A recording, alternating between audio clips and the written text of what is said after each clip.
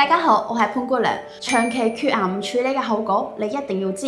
唔係同你講笑㗎。如果你下顎長期缺牙，前後牙齒咧會慢慢傾斜，咁上顎對牙咧往下移，結果咧就係前後傾斜嘅牙齒咧，下面間隙會越嚟越大，咁容易堆積啲牙結石，唔好清潔。上顎嘅牙齒咧往下移落嚟之後咧，會壓縮到你下顎修復嘅空間。咁牙齒咧已經移位先再嚟重建嘅話咧，一般係需要做局部嘅一個口腔牙齒矯正，將傾斜嘅牙齒扶正，再用牙齒矯正迷你骨釘咧，將上顎下移嘅牙齒壓上去，先有足夠嘅空間去重建下邊嘅缺牙。咁所以醫生一般建議缺牙3個月左右就要快啲修復好牙齒，咁可以慳翻好多錢。如果你唔知你個缺牙情況，可以過嚟博愛曙光醫院做一個免費 CT 檢查，醫生咧會幫你出一個詳細嘅方案。如果有任何牙齒嘅問題，可以留言俾我，我會第一時間回覆你哋㗎。